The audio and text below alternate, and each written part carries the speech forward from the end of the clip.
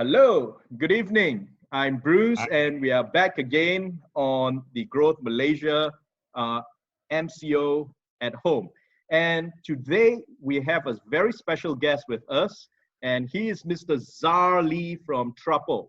Zare is a second generation entrepreneur and business person, and he is also a startup founder. In fact, with his brother, they co-found Trapo.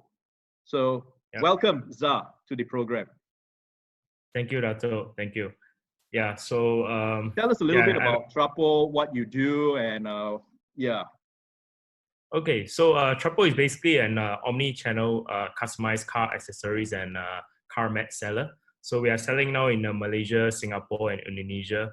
We are in business approximately 4 years now, and majority of our sales come from online.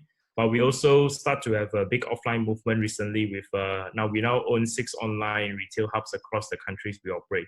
So this is basically where we are at the moment, yeah. So you have the best of both worlds, or possibly the risk from both sides, but always when you have both offline and online, you are always in a more superior position. But whatever it is, today we are faced with something that's unprecedented. We have not seen before, nor experienced, which is the COVID-19 pandemic. And to top it all, we have got this movement control order. How are you taking it? How is it like? How has it impacted your business? Take us through that, since the beginning of this month. Yeah, so actually, I'm born in 91. So it's my first time to encounter any sort of crisis. So since I started doing business, so apparently, I was told that this is a generation crisis. It's never seen before. It was never so bad and never so complex. So which I think is really challenging for me to accept it at first stage, because for us, it's really instant. And after 3 days when MCO all started, everything just went very different compared to it was before. So I think it was the first few days I was really in denial, trying to stay optimistic. But then eventually we all settled down, and then we are ready to fight it through. So personally, I think there's more me time. But then for the company wise, we are strategizing more with the top managements and trying to find ways to encounter this sudden change. Like you said, we have both sides. We have the online and the offline. So the offline went all the way down, literally zero sales. Is for sure. So, but we are considered as an e-commerce during MCO. So actually, we are allowed to operate at minimal activity, so we can still fulfill orders we receive online. That's a good news for us. But then on the other side, we also face a very big challenge, is that we are a non-essential goods at this point of time. So during a crisis, car mat or car accessories is non-essential. So all the nobody panic buying, is using their cars. we can't really promote online that, in the drive out, drive safe, things like that. Those are the ads that we used to do. We can't do them anymore because it's kind of violating the mindset that you should actually stay home. So you are selling something that's encouraging clean mobility, but then now we need to tell them to stay home. So all the panic buying has nothing to do with us. Hence, it's in general, it's still a sharp dip in sales for us, which is very struggling for us. Yeah. But how has it impacted on your sales, for example? So we know offline in your retail stores, it's come to an almost zero, right? What about online sales? So online sales, online sales. In general, people feel we have more time now. We will go online. We go on e-commerce more, and generally our visitation to our website is the same. And then there's same amount of people or even more people coming to our website to view the website. So that's great. But then when people look at it, they will think that it's non-essential, so they won't buy. So our sales still drop by approximately 50%, and we hope that over time, when people are used to it, after all the panic buying, people will eventually start buying things that is non-essential. But I think it's going to be really post-COVID from our point of view. Yeah. Right. So given this scenario, what are your plans, in the short term during this MCO period and post MCO? What have you got lined up for Trapo?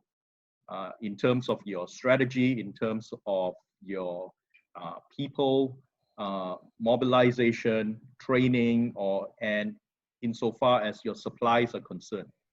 Do you have any of this? Do these keep? I'm sure they keep you awake at night. So talk us through that process and your plans. Yeah. So I think the first thing that once we actually got into trouble, like we talked to a lot of more experienced entrepreneurs, and we really get advice from them what we need to do. And then the first thing that, of course, we are really concerned is cash flow. So we are actually doing a lot of daily forecasting on cash flow, so that you do a 3 months, 6 months to make sure that we are in business. I think this is the first thing. And then we actually start to delay some business decision when we talk about expansion, because we put ourselves in survival mode at the moment.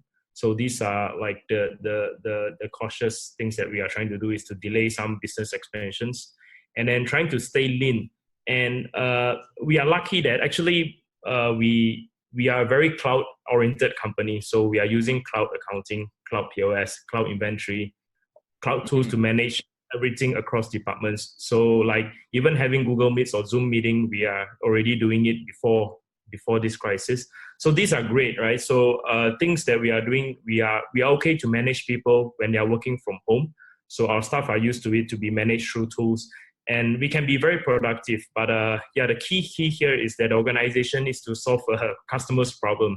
So we need to really focus on getting more customers into the business for the next 6 to 8 weeks time. So this will really be the focus of the company.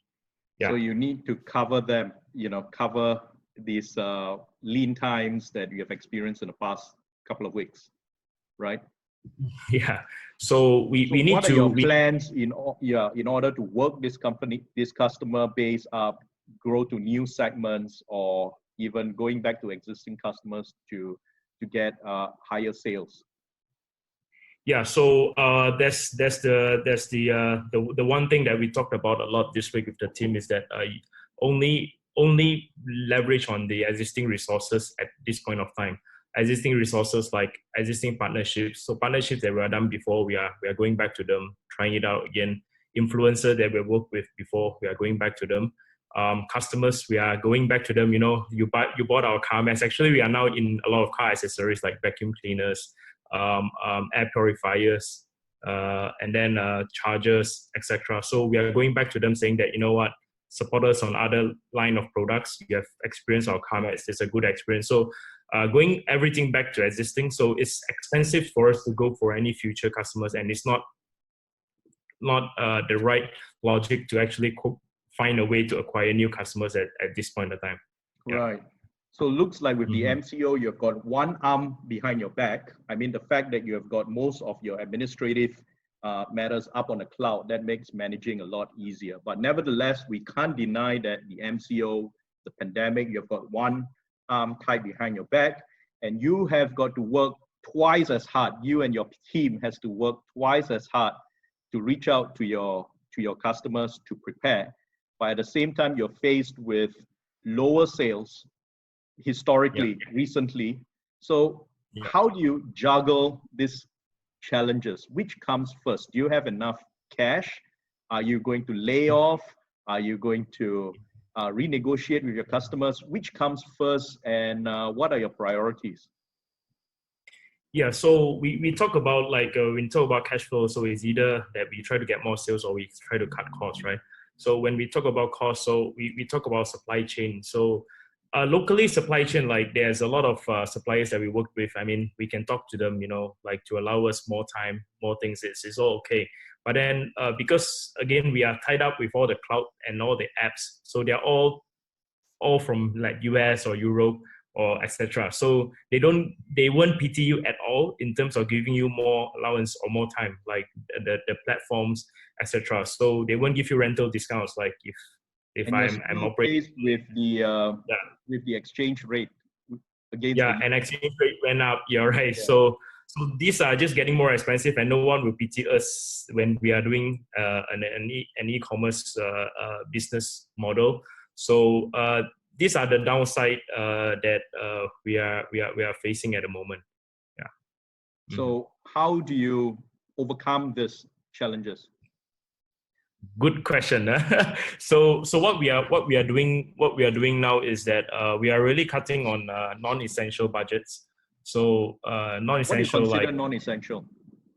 non-essential for me is expansion, and then we also try out a lot of new business model, business ads to acquire new customers. So because it's really agile in an e-commerce environment, like you try out different ad sets and etc. So we cut off those experimental ad sets. So really going back to the basics, right? We only go to the those that is proven for the next 2 to 4 weeks, hopefully that during this period. But we tell everyone that we will be with them. So like laying off any staff would be the last thing that we would do. We would tell them we are very transparent throughout the process. Like we work with the top management on things on how to, like where we are and how we work it through.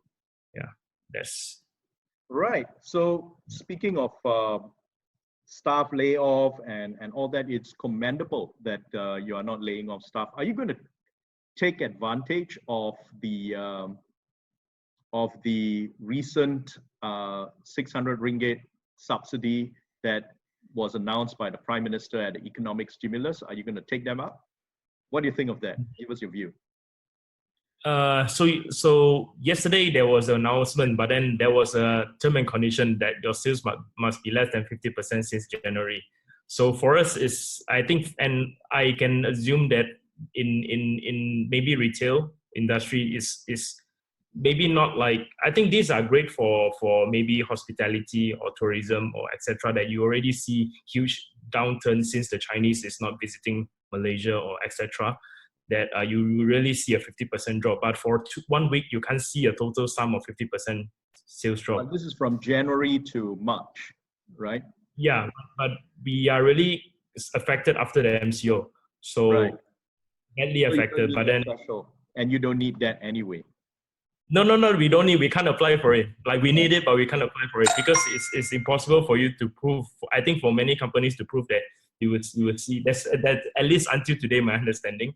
So for sure, if this is also something that we were discussing after the event, is that it's not like the whole stimulus program seems like it's not affecting us too much.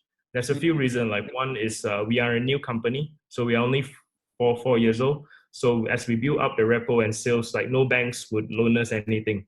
Like I think many new startups are the same. Like no really anyone would give you anything at this point of time.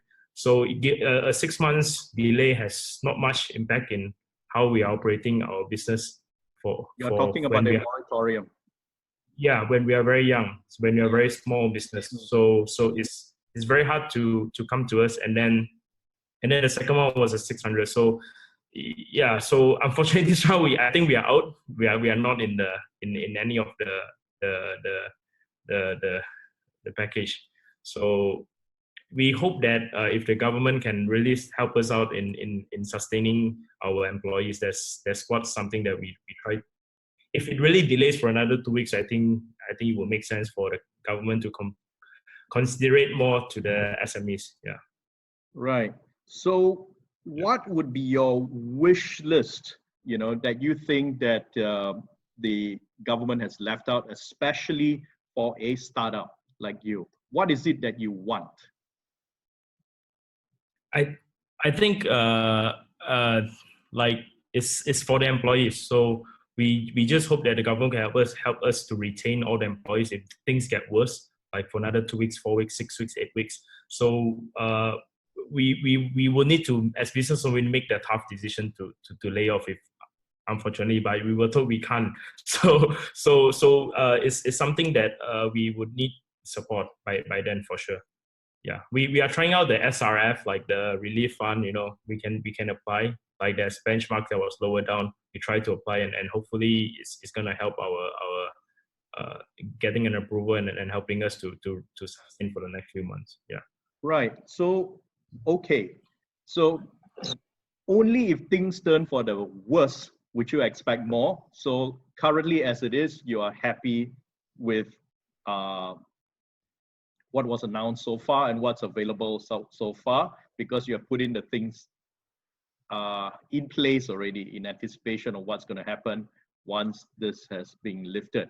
My question is, what is going to change right now? What has the MCO and COVID-19 changed about when it comes to doing business, aside from going back to basics and being leaner and preserving your cash? What has changed insofar as consumer behavior do you anticipate? Because they can't avoid buying car mats forever.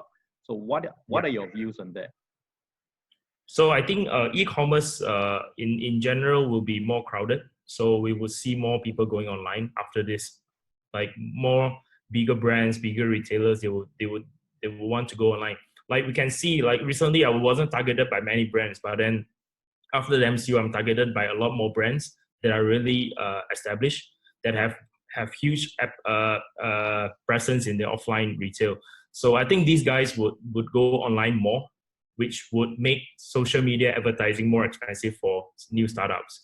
And it's because you are now fighting with giants. Like last time, giants has most of market share. You can still work out some way to get through it. So I will see that it will be very crowded post the COVID. But then I think it's also when people are buying more. So yesterday was Lazada birthday. I think sales was really good. So people are generally more happy to buy online as well. So hopefully this would kind of balance it up. Although it's more expensive, but people are easier and the conversion rate could be higher. So I'm excited to see that how e-commerce would eventually change more after the COVID. And I think the second is the adoption of technology. So adoption of technology is also people are forced to adopt now, like using Grab Pay or GrabFood or Foodpanda, etc. And because we also have a hard time last time trying to tell all our so we have commercial partners offline. So we tell them that you should come to our website, buy, we ship to you, etc. So we are so excited to see what are the changes in their mindset, because we can see car washes, car accessory shops that are offline now, they literally don't buy anything for the past 1 week. So meaning that they are suffering a lot because the shop isn't open at all. So their sales is maybe close to zero. It's very sad to see that. So, but then I think they will then also adopt more towards technology. That will be an upside for the whole business. Yeah. Right. What about other components within the e-commerce ecosystem? Because we have heard of horror stories as well. We hear, okay, e-commerce is up, but there are always glitches in terms of delivery, the time that it takes. Probably the players, since this is unprecedented, were not prepared for it, and then you get orders mixed up. What are your views on that? Yeah, I think always give the brands some patience. Like for us, is essentially we've been through that. Like since we started, like we also mix up some here and there. But I think the ecosystem now is really ready. Like the whole tracking can be really smooth. Getting to door next day is also very normal nowadays. So I think it's really definitely a time that people should be really confident shopping online. Like there's no too big a deal. Like, yeah. Right. Let's look at the people's perspective. You say people are now more confident. Are you speaking on behalf of the so-called Bangsa crowd, or do you think there's a lot more potential? Now that this has hit the entire country, do you see e-commerce adoption not among the merchants but among the customers growing? Can you take us through your experience on that? Do you see orders coming from smaller towns, cities? For us is that we do see a crowd that's coming into our site, but we don't see the conversion because it's not essential for now. But yeah. I do believe that it's gonna I'm confident and I'm optimistic that it's gonna change, like how people shop. Like they would be really comfortable buying online, because like what I heard from Lazada birthday and on the sales on Shopee recently, I think it's all very positive. So right. Yeah, you can say you are a young startup, but you started 4 years ago, and according to a research by a retail organization and by MPC, as of last year, less than 10% of traditional retailers have adopted some form of e-commerce. So there's still a lot of upside when it comes to e-commerce adoption. So 4 years lead time, you are one of the early adopters, I would say, Zare. So what is your advice to a traditional retailer who wants to get on board e-commerce? What are the first baby steps that I need to take? And what are the challenges that I should anticipate? And how should I prepare myself for that? What is your advice? I think is the whole team's mindset must be ready, because I think last time we might be using a lot of staff to serve customers. So now it's all online. So the whole service team needs to be on ready, like maybe 8 a.m. to 12 a.m. So you need to be there and then delivering the same kind of service to end consumer. So it's the whole mindset that you need to live up to the quality that you already have traditionally. It's because you come from there, and how do you bring the same experience online? I think that's the one big challenge that we would face, because we are facing the other way around. We started e-commerce, we want to bring the same feeling offline, but I think offline, if you go back up, it's the same thing. Like how do you stand out from other e-commerce brand to say that I can deliver something that's outstanding? So I think that's one big challenge, and the mindset that it's gonna change. And you're dealing with customers and a lot of refunds, and people expect things like that to be very normal, because it was set up by the Americans that refund is normal in e-commerce. So you need to be ready for things like that. So, but I think it's the trend. It's the trend, and it wouldn't be too hard. Like just take the step. Yeah. Right. You make it seem so easy. You just start with the right mindset. And number two, you've got to anticipate very high customer expectations on refund. But in terms of my business operations, where do I start first? Do I start a web store? Do I go into marketplaces? How do I dive into digital marketing, or is it payment systems, logistics, warehousing?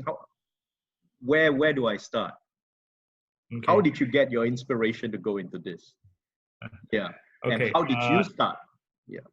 Yeah. So we started very brave that we were no brand when we started. But we started our website. That's the first thing that we did before anything, because we believe that you need to buy before anything, because your customers, once they start buying, then the other operation things eventually happen. So that's how it took place. But then I believe that if we're talking about traditional businesses, many have really good brands. They are big brands that they can do it. So I think having a website is straightforward for them, and then changing it into an e-commerce website is something that they need to think about. Like using the right platform is something very important.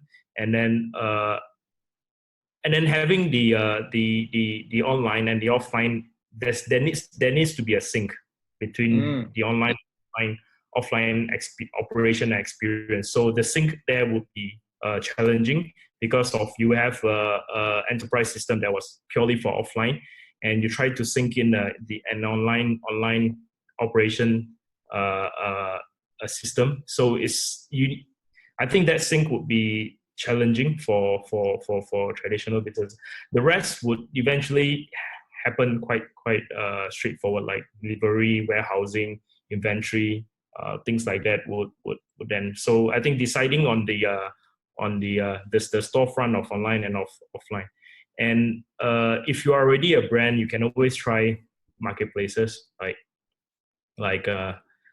think it also makes sense to just go on it and try it. Like I see big brands doing very well in marketplaces recently, and we also own official stores in major marketplaces as well. That's an important part of a brand.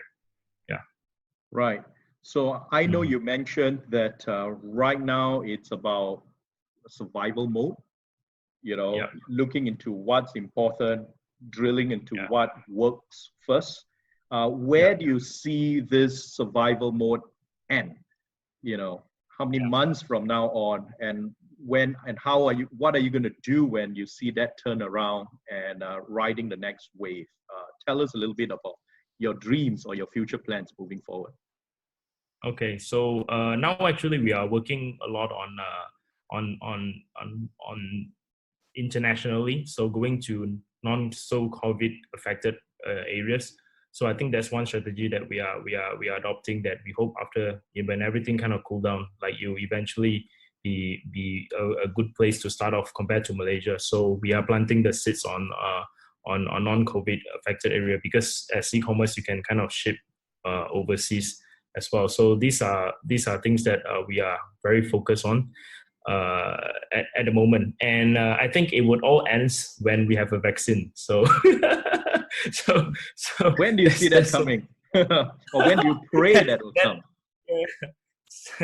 I don't know, but I think the day will be then when there's a vaccine. Otherwise, we'll always be in this worry that it's not gonna, because Right. even the lockdown is over, but you will still be worried. You know, you might not still be going to malls, so you might not. You might also, prefer to work Right. in two, etc. So And then because some say by the next winter it might come back again, right? yeah. So So the yeah, we cure is don't the want vaccine. this to be the new normal for us. Yeah, get that vaccine fast. Okay, you Yeah, talked get the about exploring overseas market, but right now, even this virus has gripped the entire world. So when do you see this? Yeah, ending. In the absence of a vaccine, China has recovered a little. At least it's on the road to recovery. So is that a country that you are looking into or have looked into? We hope the countries we might kind of focus, maybe Singapore more. Singapore is more, is like people are still moving there. It's Yeah, close to us, so that's where we would focus more at this point of time with the limited resources. This is we wanted to try more there, and also strengthening our internal system so that we can bring the teams there, because we do operate in Jakarta with a team, so we would try to duplicate teams and doing more SOP training. So these are things that when I say we are preparing strategically for a future country. Yeah. that's great. So what is last parting shot? What is your advice to budding entrepreneurs right out there, especially young ones? Yeah, I think what we learned this round is like as business owner is like you need to be optimistic and really bringing the energy to the team, because they look at you, because we had a very flat organization, so because we are all young peers, and then but then at points, at times like this, they expect like a really positive energy for them. And then I think is where when we started doing this like few days back, and then I can see the energy level going up, and actually we will get through it. Like so I think just stay optimistic. That's our message, also our marketing message throughout every parcel that we send today to everyone, every of our customers. So it's always staying optimistic. Yeah, but not positive, because it's not good to be positive now. That's a good one. So, ladies and gentlemen, you heard it from Mr. Zare Lee, the co-founder of Trapo. Keep that optimism up, right? But not too positive. Keep that optimism, and that's going to and that belief in yourself. Take care of your people. Have the right mindset, and continuously innovate and look for new markets over the long run. So, thank you very much, Zare. It's been great having you over, and nice catching up with you again. So I wish you all the best. Stay safe and healthy. Thank you, Dato. Thank you for inviting. Thank you. My pleasure. Thank you. Good night. Thank you.